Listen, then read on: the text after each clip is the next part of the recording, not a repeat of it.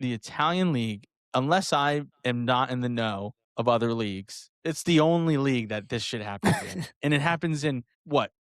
Like almost every year, there is some type of scandal, whether it's Juventus losing points, whether it's the refs, whether it's bets, whether it's escorts, whether it's somebody bitching about something, and then they escalate it to where there needs to be an investigation. Like, it's insane. It's what we're becoming known for.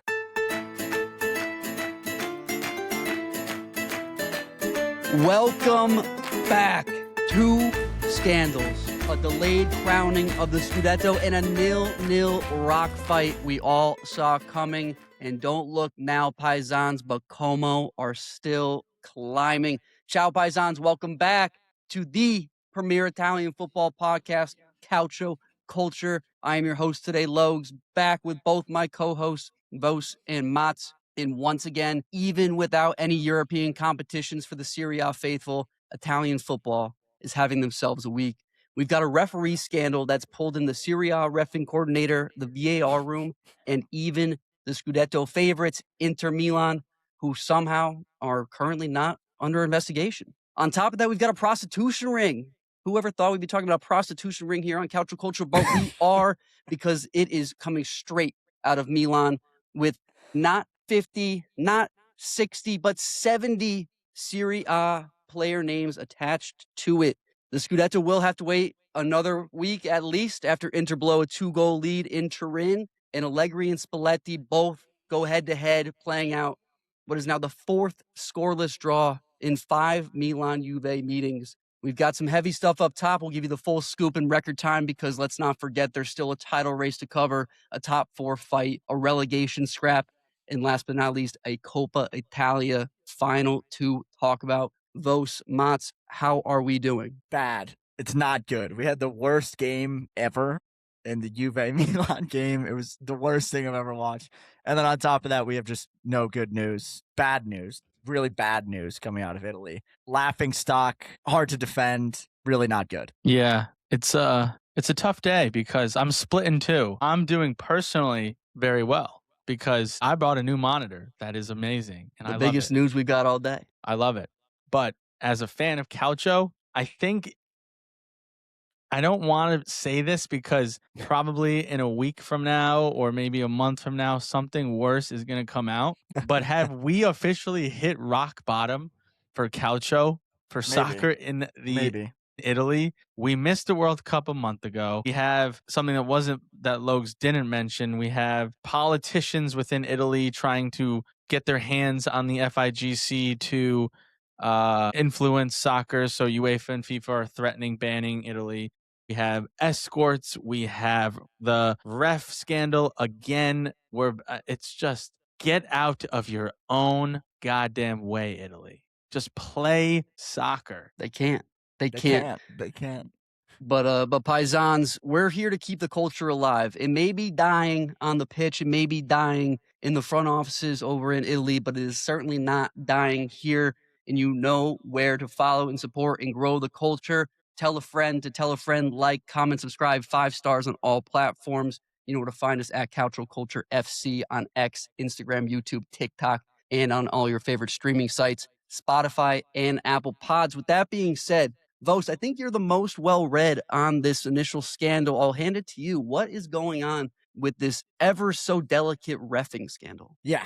Okay. I'm going to run through it quick. We can discuss for people that don't know. Here's what happened. So Gianluca Rocchi, he's the guy that assigns the refs to Serie A games. He self-suspended himself and it's under criminal investigation with the allegation being that he was basically picking refs for Inter games that Inter wanted and basically what Inter approved for these matches. The other thing is that he was also influencing the VAR team who are not at the game, but they're in like a separate facility somewhere else. And what he allegedly did was basically bang on the doors and on the windows to help influence a decision that was made in a game. Inter right now is not under investigation because they're alleging that they didn't know about this. They didn't speak about this. They weren't saying we want this ref, we want that ref. So it's hard to say. There's some conflicting information about like some of these refs did like anti-Inter things that were allegedly put in place.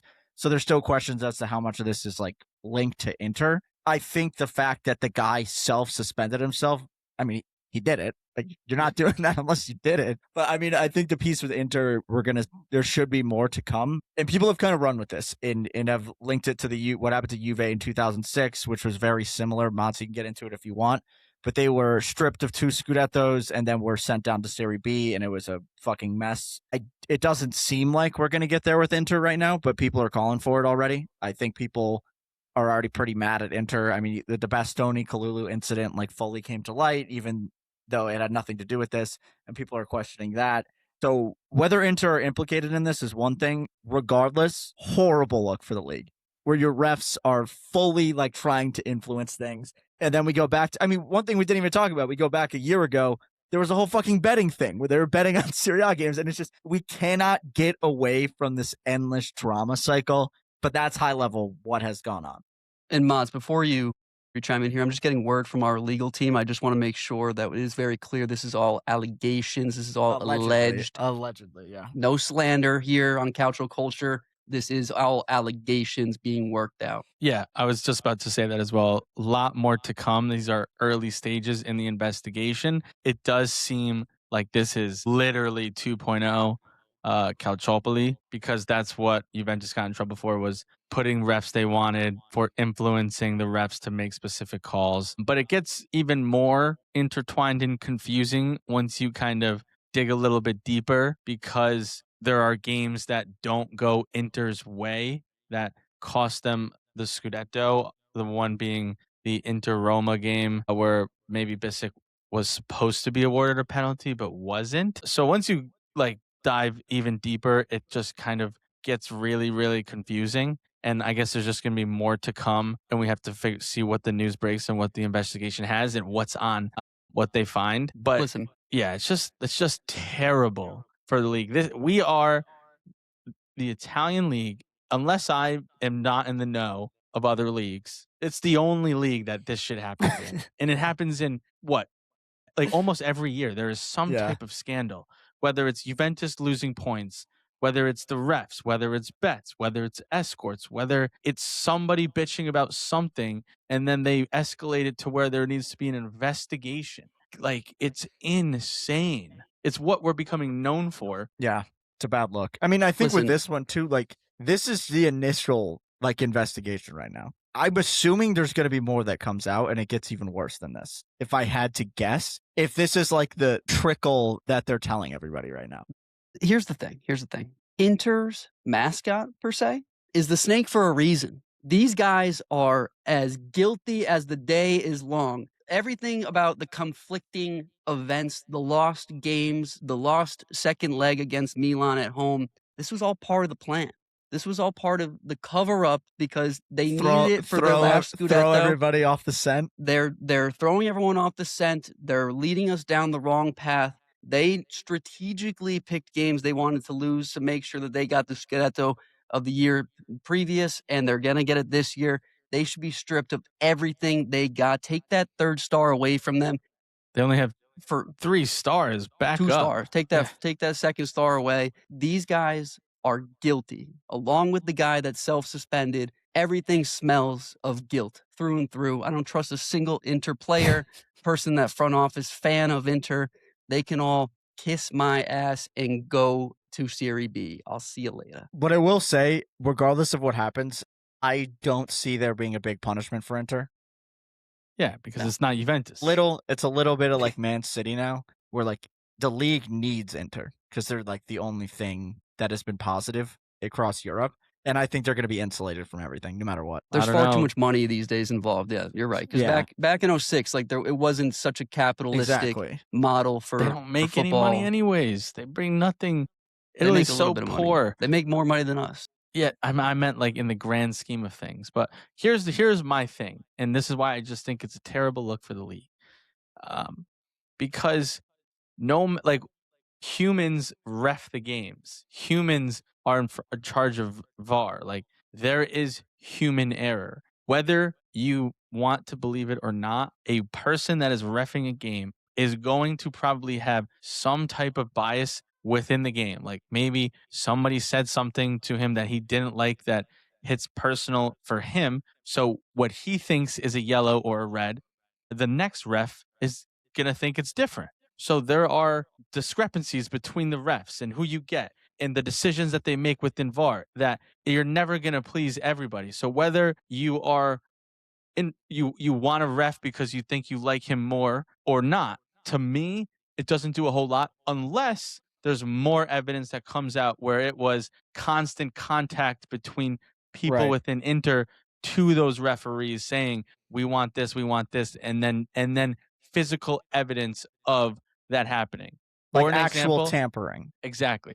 I'm just going to bring up the Juve game for an example. If there's physical evidence of Murata being like, give us calls. We want calls. If you can give them a red, give them a red, and then the red happens. Because listen, if you're asking, who's not going to ask for ticky tack calls? Like that's part of the job, right? Like if you're Yeah. talking to the refs, you want them to understand that you want calls. Like that's just what it is. That's why coaches bitch all the time and managers are screaming they want the calls. But so if it's hard evidence, if it's like give them yellows, give them reds, and then you see a game where it's yellows and reds, or they blatantly miss penalties or things like that, that would be more damning to me. The slightly influencing, slightly not influencing for me is just bullshit, because it's literally, as I mentioned, it cut both ways for Inter. They could have got some calls and they didn't get another call. So like, why even? I understand why you have the investigation, because obviously this is a crazy scandal and like you want to look into it, but like there's human error. It just looks terrible for the league.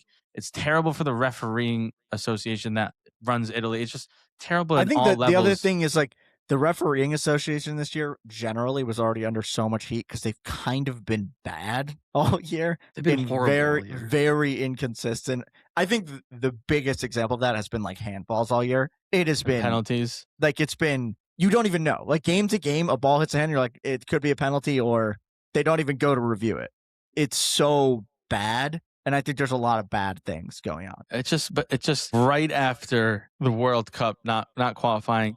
Then we have this last year. It's just one after another. It causes people to turn away from the league, think it's a joke, think they don't have their shit organized, because it is all of those things. So it gives them the reason to do it. So and then on just top sucks. of that, there's another scandal we got to talk about same week. Look, this one seems more up your alley. I'm not going to get into the implications of what that means, but I will talk about the prostitution ring, the escorts, the laughing gas that is coming out of Milan. Prosecutors are busting Cisanello Balsamo Company de Milano, if you want to look them up, at maid_luxury_concierge.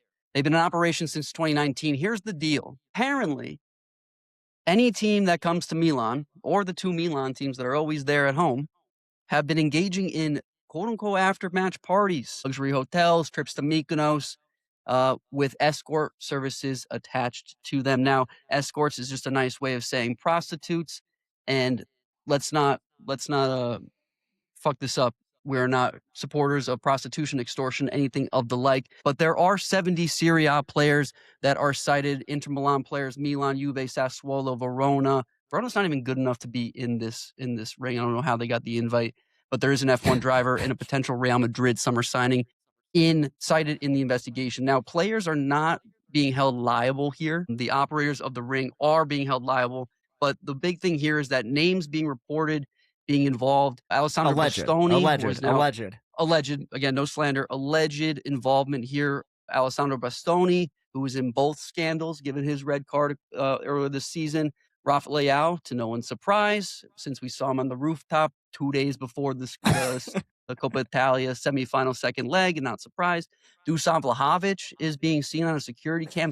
Basically, he's got a portrait on a security cam. It could not be anybody else but Dusan. Calafiori, even before his departure to Arsenal.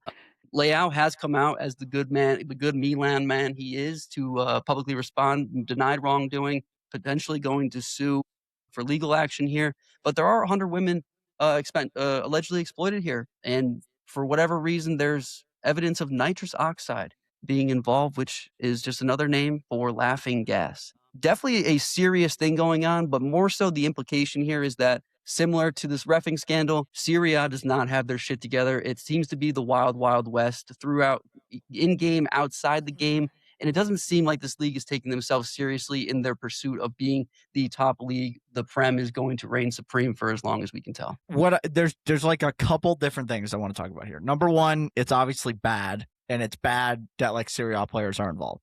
Number two, this goes back to the thing that I've been saying since like the betting scandal. These clubs invest so much in their players. They should have people just monitoring them basically all the time and just be like, why are you here? Like, I don't know what like the internal like systems are, but they need guys to help these guys not do things like this. And I don't know what the solution is. I think it's like an internal team that basically meets with them weekly that's like insulated from everything that you touch base with. I don't know, but it's just another thing that's come out. Didn't need it. Makes Serie A look bad. Makes the players look bad.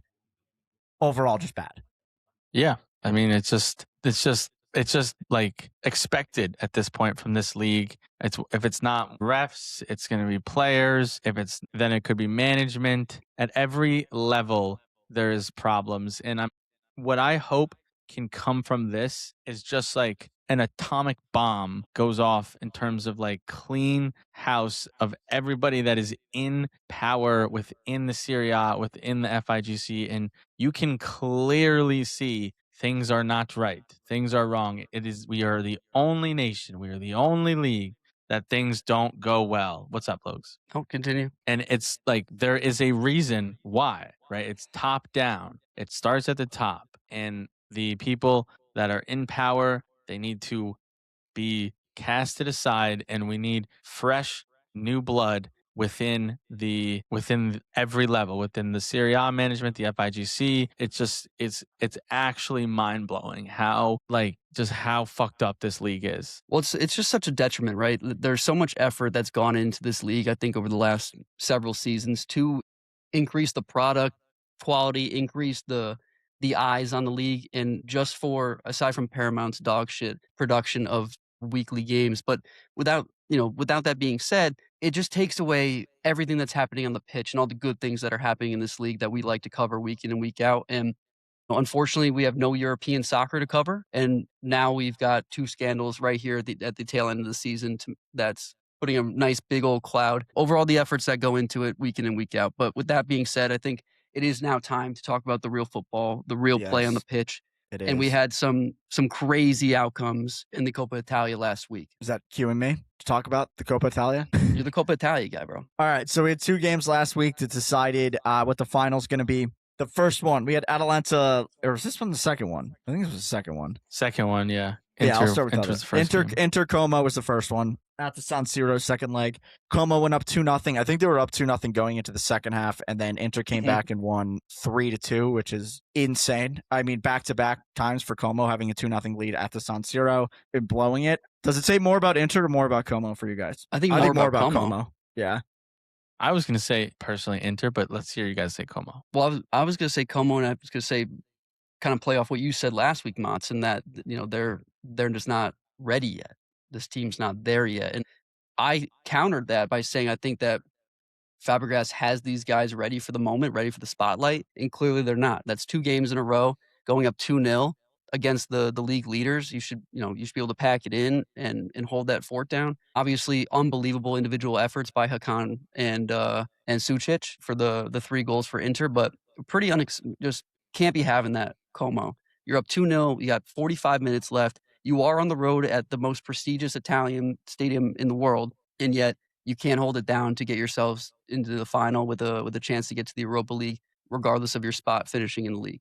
I think that's a really tough place to be as Como, and honestly, I think that's going to stick in their minds as they close out the season. I mean, I think you nailed it. I think there's kind of two pieces to this. I agree that it says more about Como because they did this twice in like two or 3 weeks, literally the exact same thing. And it just goes to show where they're at. They're young. They probably shouldn't be where they are right now. And I would say that goes even to Fabregas because his approach to the game really changed. They were really defensive, conceded possession, sat in a low block, and that's not what got them here. And he got away from that. And if you kind of approach the second half and like, let's keep the ball. I mean, he switched formation for this game even. He went to back 5. And if you take the approach of let's win the game, death by 1,000 passes, you probably get this done. I mean, it's insane that you let Inter do this twice. Granted, it's good depending on who you are to see that Inter are actually showing some initiative to go and get things done like this, which we've been kind of crying out for. But at the same time,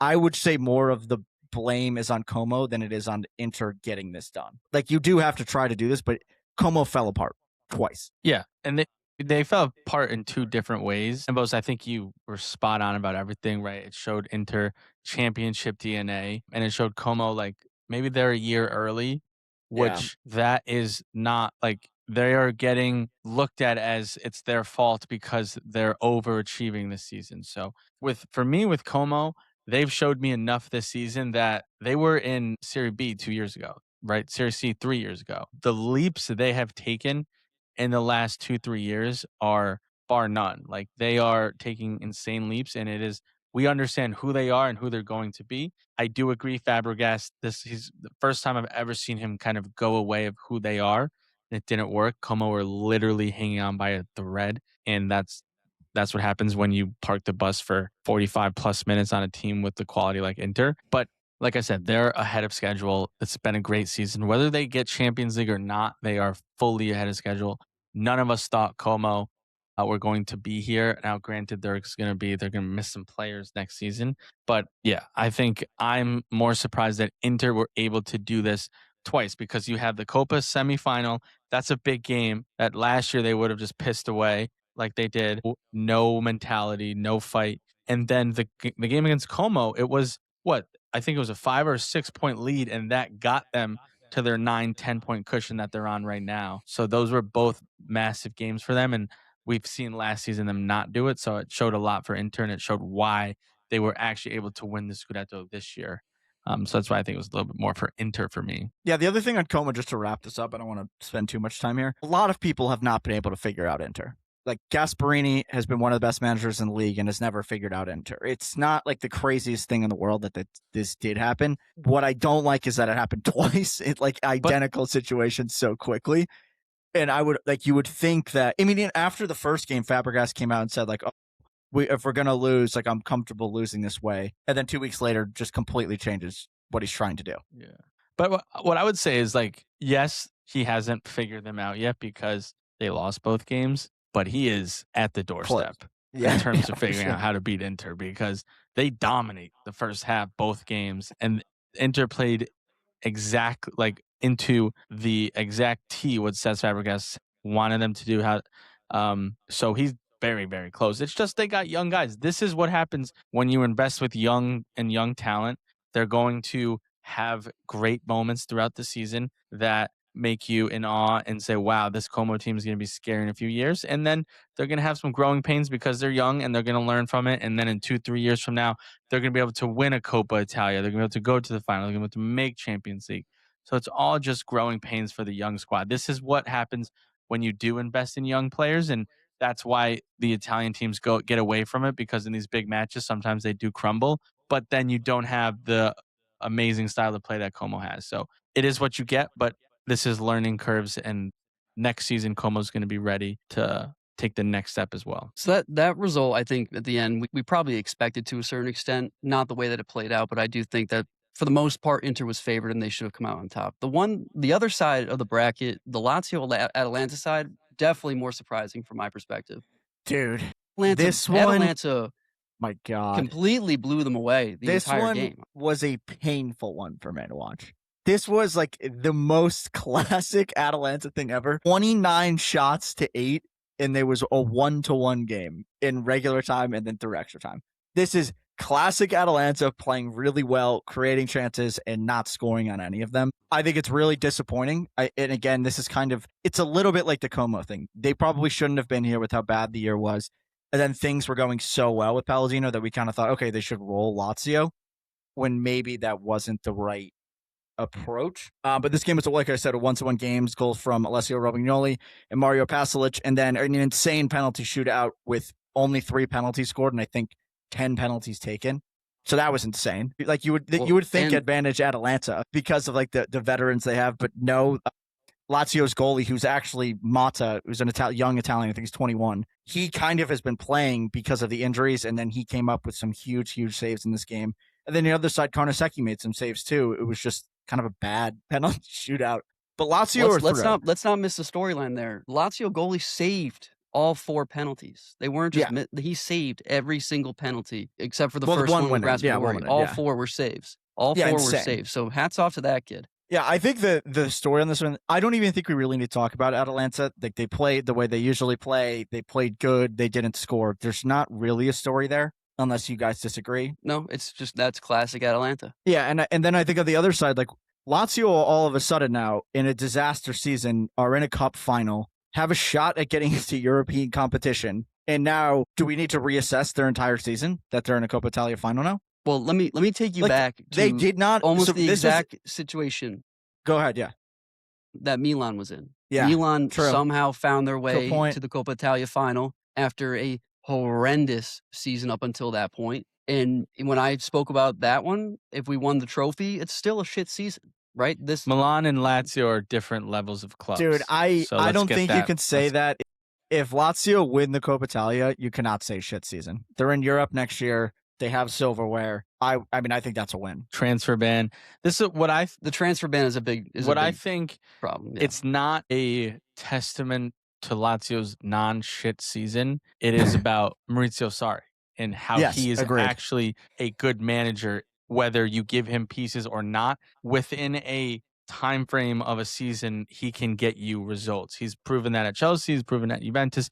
He plays great soccer. He gets a lot out of his players. So in my opinion, it's more so a testimony to Maurizio Sarri rather than Lazio now is going to have a great season. It's Sarri just saving the day because we all know Latito gave him absolutely nothing and completely fucked him. And he is making the best of a terrible situation. Yeah, so you have to have hats off to him. And I wouldn't, like, if they win the Coppa Italia, I wouldn't be surprised if he's a highly sought after manager for what he's done. But I don't think they win the Coppa Italia. I think Inter, unfortunately, do the double. Well, here's my other question on this one. I haven't read a lot. I haven't seen a lot. But I would say there's still questions if Sarri wants to stay. He said he was going to do this year because, like, he loves Lazio, didn't want to leave them in a weird position. But the relationship with Latito the entire year was terrible. He literally doesn't have the squad that he wanted. And I think there's question marks whether he stays. If they win the Coppa Italia, you might ride that high if you're Maurizio Sarri and come back. Like, that's a major win if they win the Coppa Italia, that's a major, major win for Lazio. And, like, you can compare them to Milan, but they're different clubs. It's not the same thing. And I think that's a really important one. I agree with you, Motts. This is going to be a really hard game for Lazio, especially on every area of the field. Inter are better at every position and are probably better at every position, like 22 guys down before you get a Lazio player into that team. Yeah, and I'd say that they've somehow, maybe it was Kivu, maybe it's finally their leadership in Bastoni and Lautaro and Barella. Or Hakan especially too. They found mindset. They found fight. They found belief. Lazio's at home for the final. I just remembered that. That's true. I still think Inter wins that. I think it's going to be really hard for them. I think it'll be an interesting game. They might get blown out. From a prediction standpoint, I think I have to go back to what I said last week and shout out me. I did have Lazio beating Atalanta purely on a hunch, but the hunch continues. I mean, aside from a 3-3 thriller against the Sandbaggers, Udinese, I mean, Lazio are hot. Yeah, Lazio I don't know what's gone into them. I don't know if it's just the players they've had a consistent lineup finally for a nice stretch of games. I don't know if Sarri's just woken them up. He lit a cigarette under their ass. But I think Lazio kind of takes this one. I mean, they've beaten in March, so they lost to Torino. They tied Atalanta. They beat Sass. They beat Milan. They beat Bologna. They beat Napoli. That was in April. Like, that's a haul. They beat they're hot. Beat a lot of good teams, which makes me think like maybe they can actually get this done. I mean, they drew Juve earlier in the year. They've gotten some good results, so I'm not going to write this off. They have nothing. And Inter cannot win cup finals. That's the other thing. So I mean, I'm not going to count them out completely. I'm excited for the game. I also think that I'm excited to watch Isakson take some hardware home because he's going to take that hardware to Milan next season when we make a good decision in the transfer window to buy him.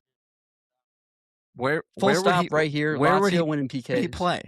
Where would he play if Milan bought him? We're gonna sell Leao. That's the whole thing. Yeah, but we're selling Leao. Isakson's a lefty and plays right wing. 4-3-3. But you can play him Pulisic off to the the left. left. You can play him. You Move can play. Pulisic to the left, maybe. You can play Pulisic off the left, or you can move Isaacson to the left and have him play a traditional wing.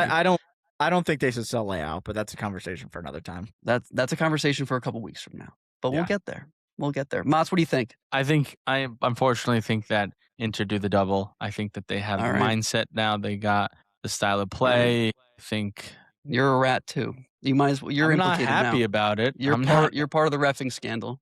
I'm not thrilled about it, but they got better players. They're hotter than Lazio. I don't know why you guys think Lazio's hot. Like, have they grinded out some results? Yeah, but Inter got a bad loss or a bad draw this week against Torino. But other than that, they're hot. Like, and they have a lot of good players playing well. I think it's Inter too. It's just going to be too much, especially because they don't need to push anything. Like, they can kind of rest guys around this. Yeah. That's true. The other interesting thing before I sign us off here from the Coppa Italia coverage, this will be 2 games in a row within 4 days that Lazio and Inter play. So they play in the league on the Saturday before, and then they got the final midweek.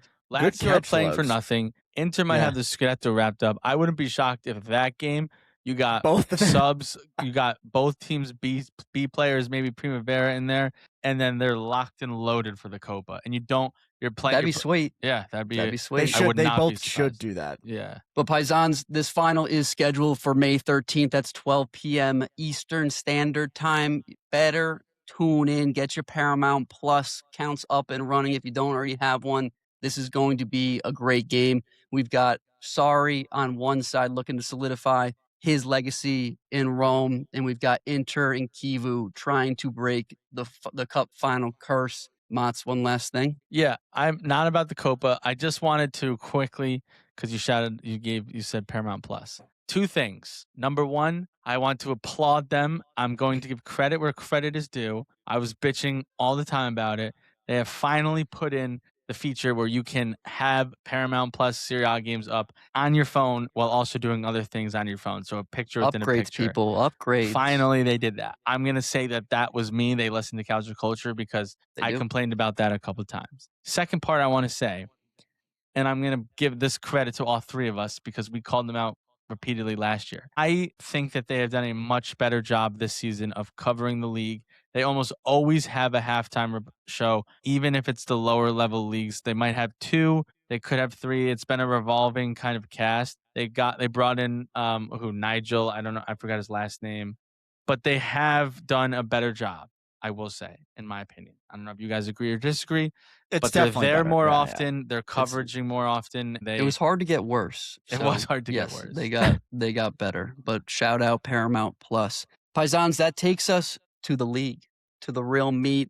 We do have a delay in the crowning of the Scudetto. Inter dropped 2 very important points against Torino in Turin. That's a 2-2 draw. Inter led 2-0. They pull a Como and threw it all the way. Kingslayer Gio Simeone in the 70th, and then Vlasic, Vosa's favorite Torino player, nets the PK in the 79th. This does leave Inter 10 points clear of Napoli.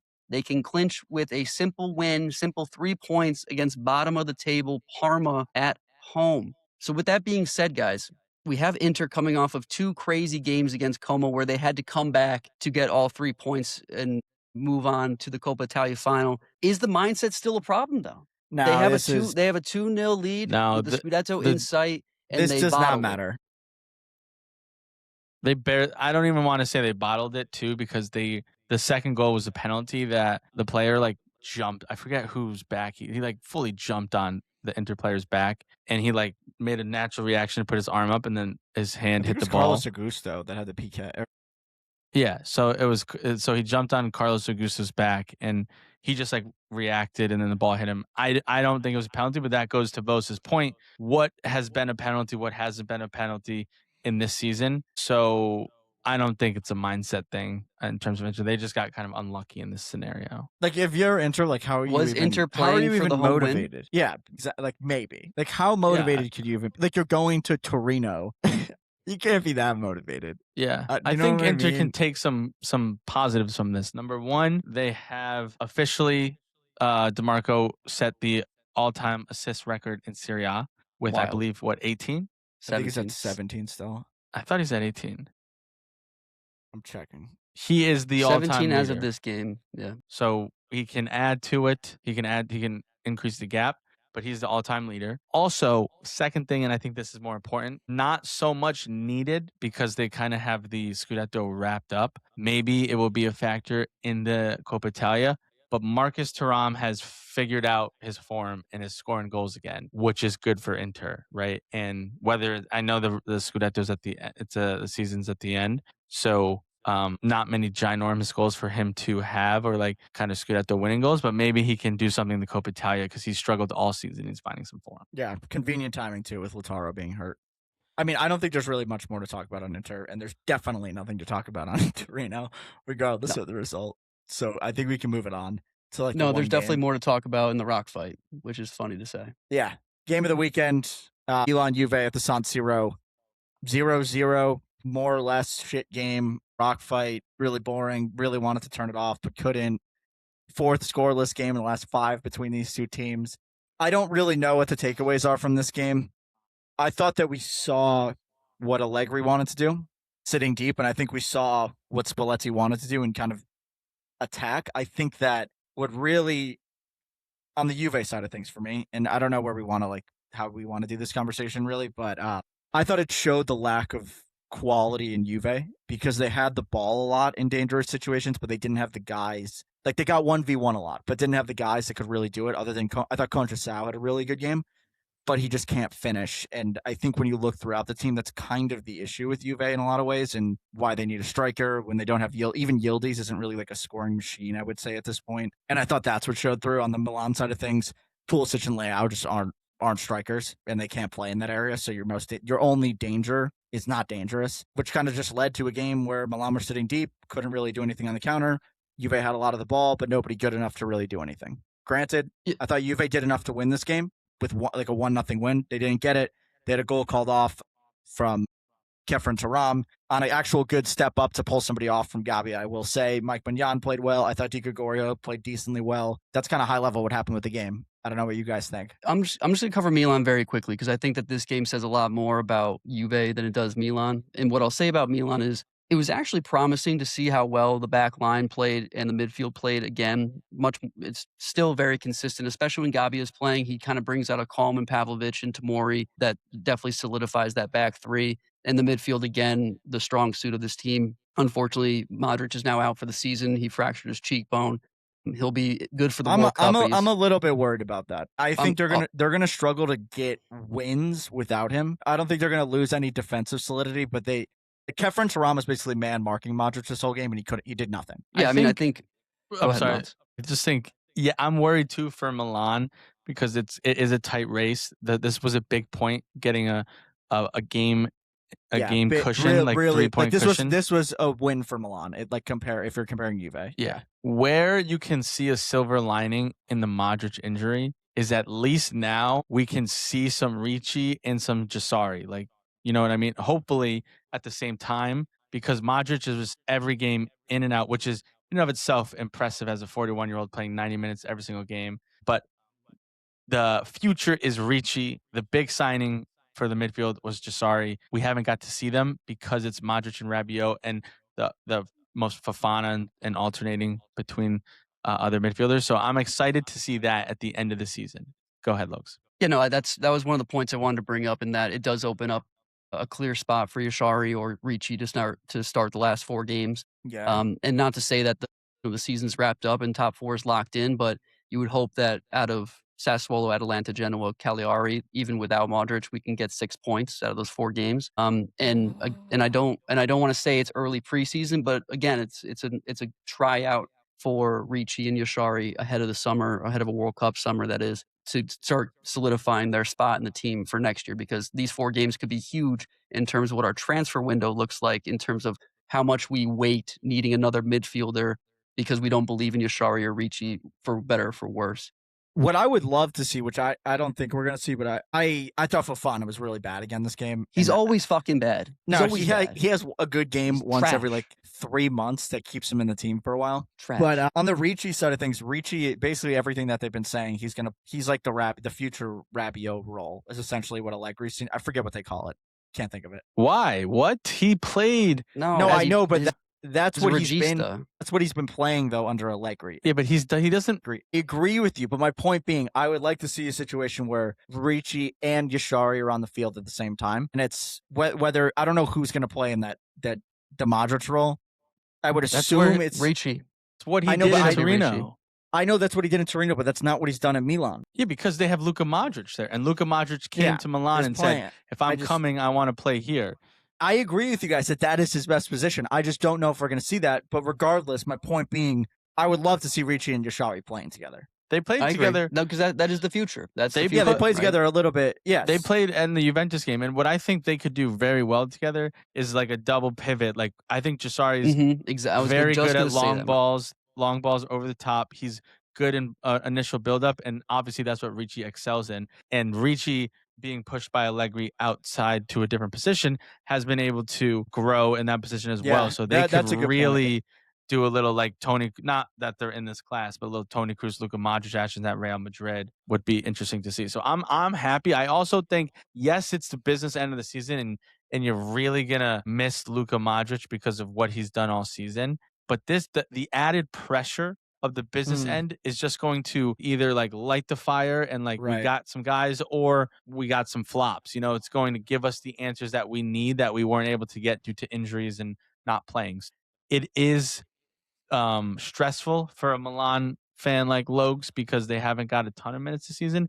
But at the same time, I would be excited to watch games and hope that they're in the lineup. Both of them are in the lineup to see what it looks like. Yeah, and just to wrap up Milan here, the one thing I wanted to say here is that I'm fully done with Allegri. This was kind of my last straw.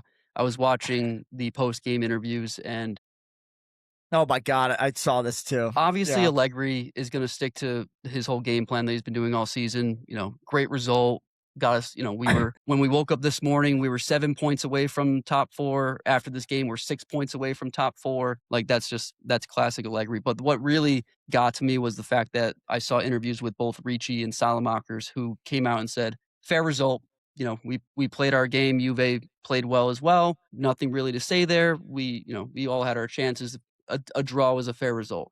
There is no fire. There is no motivation behind these guys because it's the message coming from the top that being mediocre in the top 4 is okay. And I'm completely done. I'm completely jaded by this Allegri experiment. Thank you, Max, for getting us back to the top 4.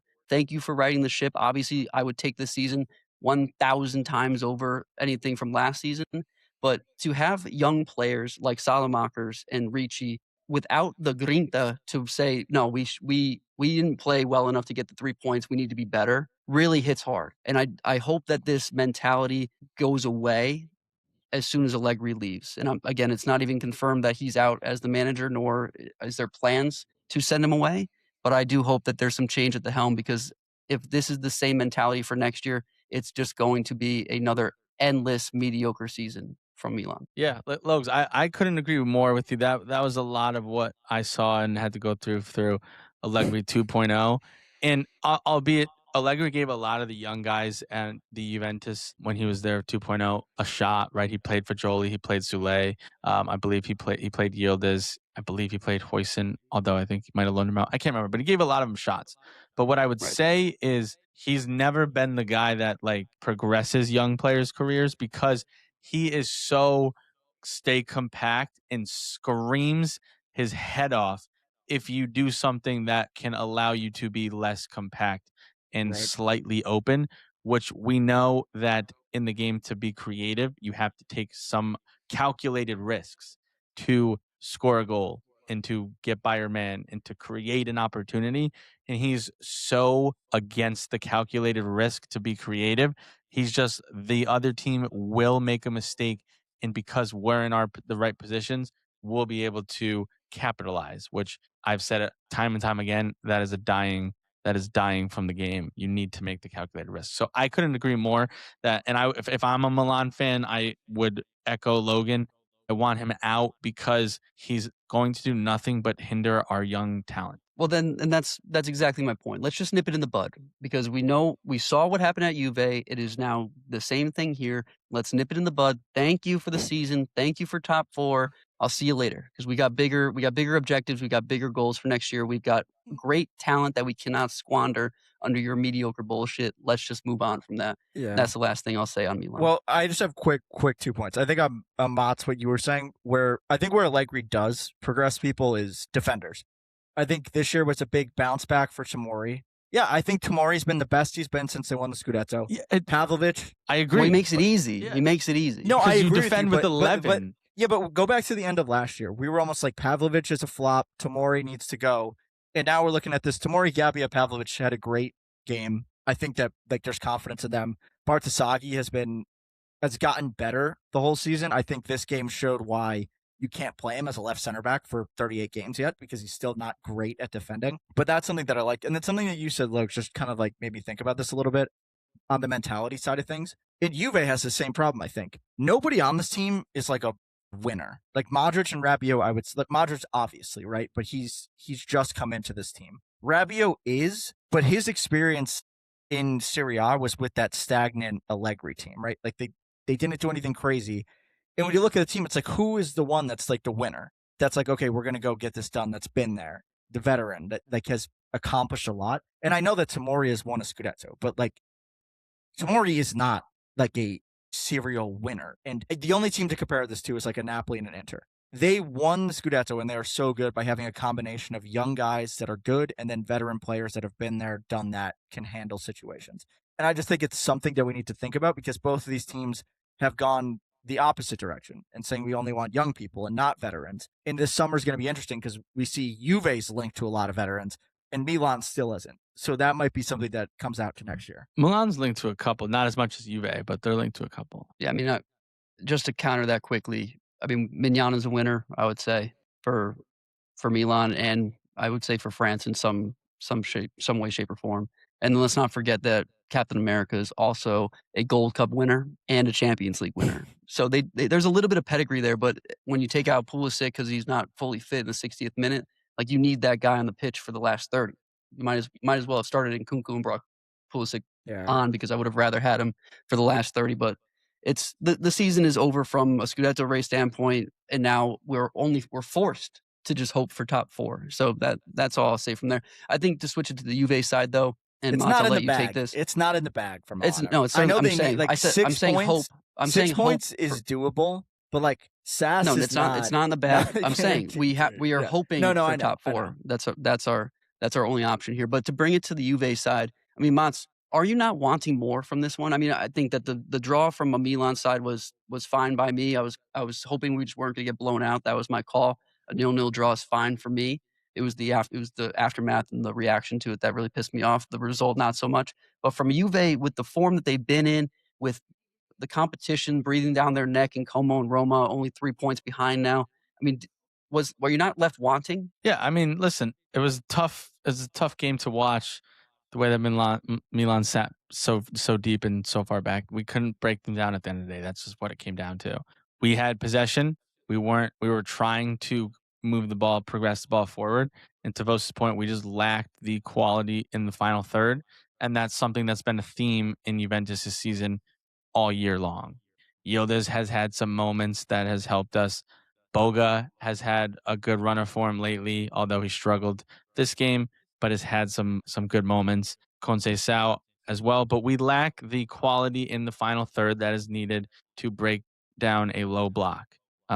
But at the very least, I was happy with we had more possession in Milan's half, trying to do something rather than the Allegri effect of just sit back and defend. Like you could see what we were trying to do and we just aren't good enough to do it, right? We had some opportunities that I thought we could have capitalized on. Jonathan David being one where he had Boga and Conceição to the side and he kind of just fell, asked for a free kick and didn't get it. But listen, this is what Conceição definitely should have scored. Which one? And he had 2 or 3 good chances, and Mignon made saves. But I still would say he should score one of those. Well, and I put that in the group chat before the game. I was worried about Conceição because I mean he's a matchup nightmare for Pavlovic, and he took both him and Bartasaghi to school. Yeah. in the 18. I mean, he had plenty of opportunities. He was the one that played the ball into the offsides to Yeah. Thuram, which I think it was a shot. good play by Gabia. But in any case,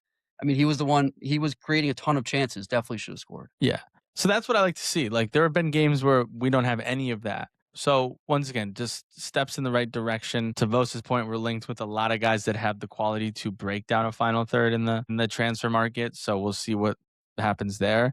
But and Vos said this in his intro to this game, this has been the Milan Juventus game for the past 3-4 years. Like, I think back to when even a long time ago, it was like 3 or 4 years ago, and it was a even worse game than this, and Juventus won 1-0, and it was a Locatelli deflected goal from like 25-30 yards out. So Oh my God, I forgot about that. These have been the games that Milan and Juventus have for whatever reason. They're just a little bit more sat back. They don't want to make the mistake. I think maybe because Allegri has been in one of the team's managers since 4 or 5 years ago. So yeah, I mean, was I wanting more? Yes, especially like out of Yildiz when he came on. I thought he wasn't attacking Salamakers enough, although I thought Salamakers was doing a decent job defending him. But I was like, go, like do something. But it's hard to break down a low block, and that's why Milan are sitting in third place. Yeah. I mean, there's just things. It's so clear that this team needs I thought McKennie was good, but McKennie can't be like your creative number 10 in like this kind of a game. And that's like the number one thing I think they need. The other piece of this is they haven't really had a goal scorer since Cristiano Ronaldo. And when they had that, they were still really good and they were winning Scudettos. And it's almost like if they just had somebody, they don't have anybody that's just like, you're going to go put goals in. And Vlahovic was obviously supposed to be that highest paid player in Serie A, all these things. It's been a whiff. And that's going to be really important to figure out going forward. The other thing I actually thought in this game that kind of stood out to me was I thought Locatelli was really good again. And I think he's been kind of just on this progression of getting better and better throughout the year. And that's continued, which is really positive. And I still don't know how Cambiasso is playing soccer for Juventus, the football club. Because we have our other left wing back is Filip Kostic, or we play Wes McKennie on the left wing back. So we've said it time and time again, there needs to be a overhaul in the squad. This summer needs to be a big transfer market. Everything, all the rumors, all the conversation says it's going to be. Spalletti requested, he wants it. There've been confirmation. People are hinting about how crazy this market's going to be. So we'll see. But at the end of the day, this was a bad game from both teams. Both teams. Terrible watch. So it is what it is. I mean, right? listen, you will. At the end of the day, you go. Yeah, go ahead, Motts. I was just gonna say it is still the Serie A, right? These teams still defending is the backbone, and that's what this game was. Yeah, I agree. But I mean, to end the season here, so like Milan, advantage Milan. Like they needed a draw in this game. This was one of their harder games. But Juve here down the stretch, at home against Hellas Verona, away at Lecce, at home against Fiorentina, and then the derby against Torino to end the year. Not all that hard. Yeah, I'm looking at that. Should. I'm seeing. It's at least 10 points. I was going to say. I was going to say 10 points. 10, yeah. I was going to say 12, but. And like that looks good. And I think the most realistic path here is Milan and Juve are in the Champions League. Like Como and Roma are right there. This Saturday is going to tell a lot. If Napoli beat Como, then that is a big cushion for Juve. If Como beat Napoli, then the race is on. This Saturday is a lot. Is gonna be very telling. Yeah. Well, unlike the 0-0 draw, Juve, Milan, there were a lot of other goals around the league, I will say. Quickly running through the other results around the league. Napoli 4-0 Cremonese. Cremonese have had an absolute fall from grace. They were a top 10 squad up until probably halfway through the season. They are now barely edging out of the relegation. Actually, they're in the relegation zone right now. So they've completely fucked themselves. Napoli 4-0. Pause. What do you guys? I just had something I quickly want to say about Napoli. I didn't know if you were setting up for a question. Okay, yeah, I was just gonna say. I mean, I'll hand it off to you. I was just gonna say, what's the Napoli mindset going into the last 4 games here? I mean, I think the mindset stays the same. Just like win every game that you can, and maybe Inter just like has an absolute debacle. Just like that's what it probably has been and should always be. But what I wanted to more so look at is I think this is what was the vision of Napoli when they made the Kevin De Bruyne signing with Scott McTominay, and the 4-0, the domination, the constant attack, the clean sheet with the good defense as well, only allowing one big chance, having 25 total shots, 5 big chances. Like, this was the vision that when they were architecting the squad in the summer. What I'll say is so interesting to me is the one person that's not on the pitch here is one of the players that is so consistently good for them, and that is Zombo. He was not on the pitch, and it worked. Scott McTominay kind of played the Zombo role, but he got a little bit more forward than Zombo does, but he still was able to track back. De Bruyne was in the offensive mid-10 position with Santos next to him. They had Højlund running in behind. Labaka was the pace setter, the regista. It worked. It worked. And is this a picture into maybe how they can play next year? I know Zombo was going to leave last year. They ended up getting him. So I'm interested to see in the next 4 games, does Conte sit Zombo? Does Zombo continue to play? What that looks like? Because this worked. Yeah, I agree with you. That's what I want to talk about as well.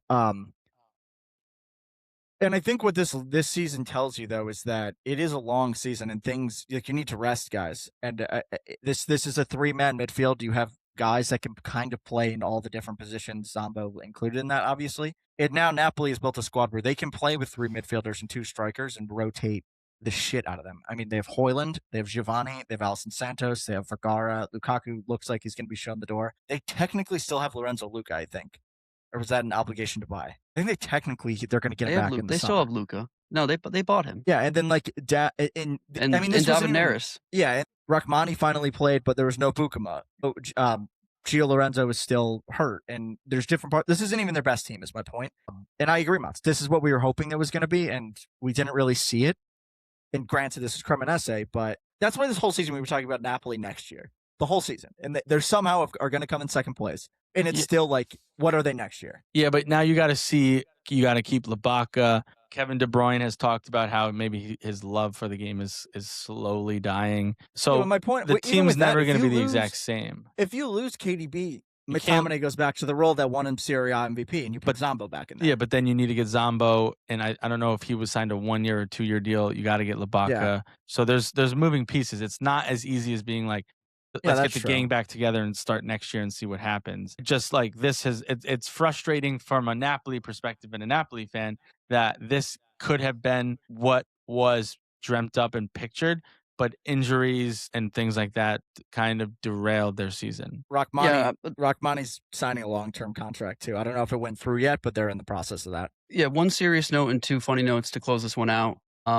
I don't think that we should overreact to this. Cremonese has been dog shit the last half of the season, so I'm not going to overreact to the fact that they blew the doors off them and that this new formation was, is the end-all be-all. But certainly a great game for Napoli, fair. Especially fair points to end the season strong. 2 funny points here. Number 1, Vanya with the goalie assist. Love to see that out of him, taking after the one and only Mike Mignon, playing some offense all the way from the back. Number 2, Daniele De Veri, the Inter Milan hater, was the referee for this game. Everybody should be watching out for that name as he gets assigned to games going forward.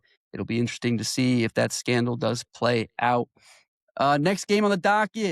Really quickly, I think this kills Cremonese. I think they're going down. I hope not. I think they're dead.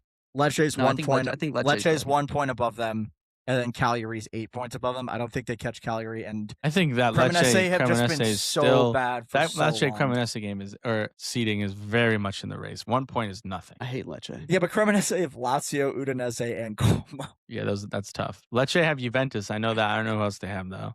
They have Juve, SAS, and Genoa on the. That's also hard. Oh, they both Pisa's the other game. So Lecce and Cremonese also have Pisa. Oh, and then right, 3 hard games. They each have 3 points. Yeah, I guess they have 3 points. This is still alive. You're right. This is still alive. Thank you for that, Vos. Next game on the docket, Bologna, Roma. Roma win 2-0. They keep pace with Como. And I think the storyline here, Motts, coming from you, is Daniel Malin sneaky, only half a season MVP here? Yeah, I mean, listen, I think it's going to end up going to probably DeMarco because he set the assist record. But DeMarco had such a bad middle of the season. He had a really good first half and terrible middle. Daniel Malin has not played 25 bad minutes in the Serie A since he has came to Roma. He has taken this league by storm. Every single game, he makes his mark. He had one of the greatest assists I've ever seen maybe that's a slight over-exaggeration, but it was an insane assist on the El Inaue's goal, which was his first goal of his Roma career, I believe, or maybe his first Serie A goal of his Roma career. But there's no way around it. I did not think Malin was going to do anywhere near this coming to Roma. I don't think any of us did. Maybe Lowe's because he is a Villa guy. But to be honest with you, I wasn't very familiar with him when Roma got him. He is very impressive. He's one, he reminds me of, and I don't want to necessarily put him in this company because this is a very good player, but his mindset and the way he goes about playing soccer and always going forward and taking on his man, very Luis Diaz-esque in my mind. He is always trying to take on his man, get by his man, get a shot off. He's a good finisher, clearly. He reminds me of Tevez a little bit. I like that shout. Because he's tiny. He's been a great signing. He's been the one silver lining of this Roma season, maybe Sule at the start and Wesley as well. So I don't want to say the one, but I can say he has been the savior of this Roma season, and he is the only reason why they have a chance at European football and even Champions League football, because they are still 3 points out as well. So this guy hats off to him. Was signed in January, is in 5th in the Cap on Cagliari race. 5th.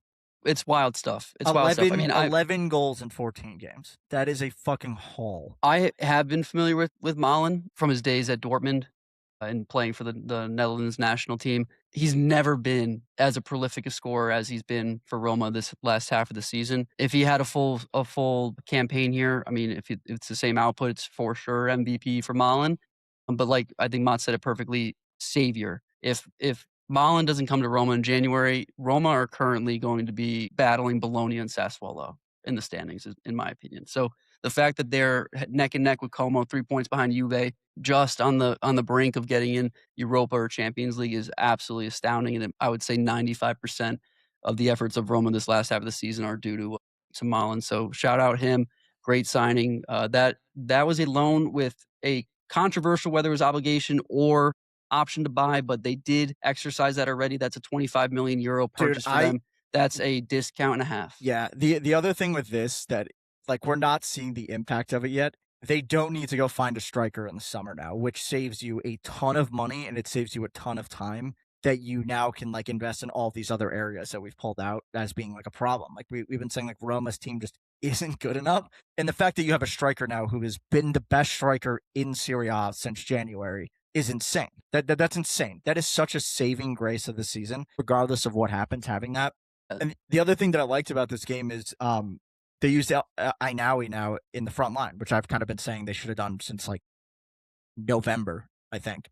And I like that. And he scored. Yeah. He was more so in the midfield, I thought, than in the front line. I mean, it was forward, though. Yeah. I mean, it just goes to show that in the transfer window, it's so important just to not miss. You just need to keep stacking building blocks. Players that you know you can use for the following season or for an entire season and be comfortable there. You don't need to necessarily knock it out of the park, but you can't be looking at buys and being like, we can't even use this guy.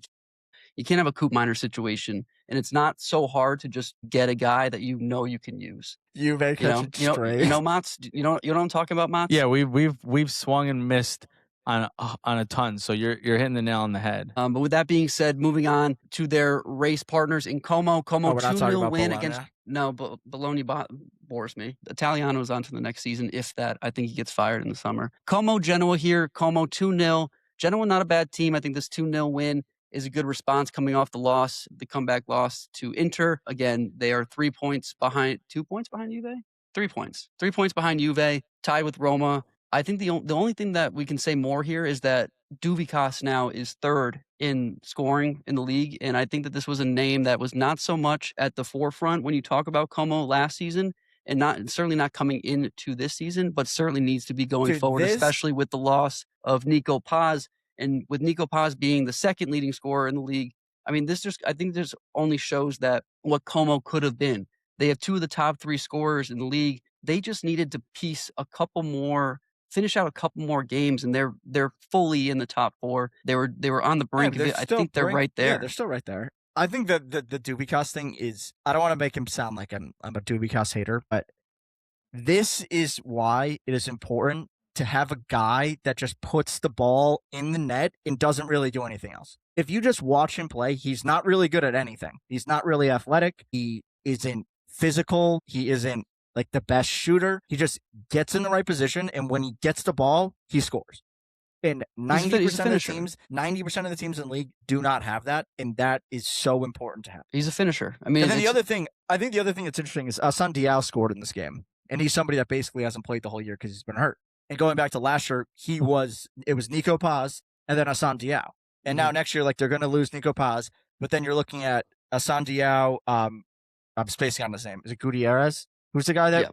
I Jesus Rodriguez. Jesus Rodriguez, who had a quiet season on the statistics sheet, but we've all come on and said he's been great. So you do lose Nico Paz, but now you have a full season of Diao, a full season of Jesus Rodriguez. It'll be interesting to see what happens with Dubicas. They're going to throw some more money at this team. And like all of a sudden, if they're in a European competition, they can go and recruit like not just these random guys where they're spending 200 mil on like 20 guys. They might spend 100 mil on 2 guys, and then all of a sudden they have 2 tight ends and they're insanely good. Yeah, and let's not forget Jaden Adai as well.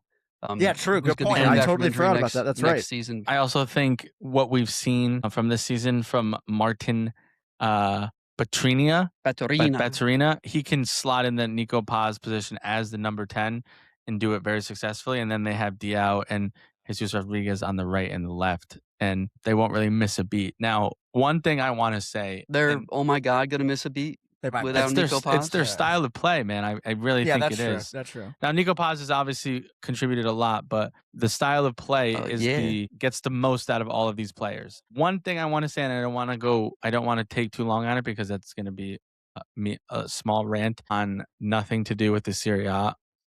A little bit to do with the Serie A. I mean, Real Madrid buying back Nico Paz is what's wrong with the league, the Serie or. Like did that football. happen? I missed that. They've confirmed. They confirmed that they're going to initiate his buyback clause. Now, is it to sell him and make some profit? Maybe because he's worth way more than 10 million, and we know Tottenham bid 70 or 80 million, and he rejected it. Nico Paz, he said he wanted to stay in Como. But Real Madrid have a problem in terms of they have no balance on the team. They have 11 strikers or 11 left wingers. They have no defenders, and they're going to buy Nico Paz. It makes no sense. Besides that, they're probably just going to sell. Motts, you're coping. You're coping. If this was Juve, oh my god, are doing the same thing. But Juve don't know how to do this. Juve they don't do financially. They don't do the buyback clause, which I agree. That's Real Madrid is a great bit of business. Here, go have our player. You develop him, and we're going to put a $8 to $10 million buyback clause, and we can get him back. Why I have such a problem with it is because then they are going to go. They buy Goulet, they buy Vinny, they have Rodrigo, they buy Mbappe. That's literally they all play the same position essentially. They're all right wingers, right offensive, left offensive mids, left wingers. They have Jude who wants to play as a number 10 and get forward. They got Endrick coming back. Yeah, they have too much of the same. I get it. It's a financial play, and you might sell him, but it's just frustrating. You know, I agree with you, but interesting Nico Paz replacement is Albert Gudmundsson. He might be available. It's true. Very similar. That is true. In terms of what they do. That could be a good shout, Vos. I don't hate that at all. I think to Mott's point, trying to flip some guys. That position, there's a lot of guys. Even Arthur Ada, he's linked everywhere, and that I think he would make a lot of sense there too for Udinese. I think it's a little bit replaceable. Like, granted, Nico Paz has done really well, but if you just get like somebody that's decently good, like they're gonna be successful in that. Yeah, because you get time on the ball, you get into attacking positions, and with Diao playing more, like he's gonna take some of those assists and goals that Nico Paz had. He was injured for most of this season. Like they're gonna be able to maybe not one player replace the 12 goals, 15, 16 assists, however much he had throughout in the season, but a collective will be able to replace that. Yeah, we'll see. I hope that they don't get too far away from what's worked in the transfer window, which has not been splashing the cash, but getting. Oh, I disagree. I'm ready for them to splash the cash.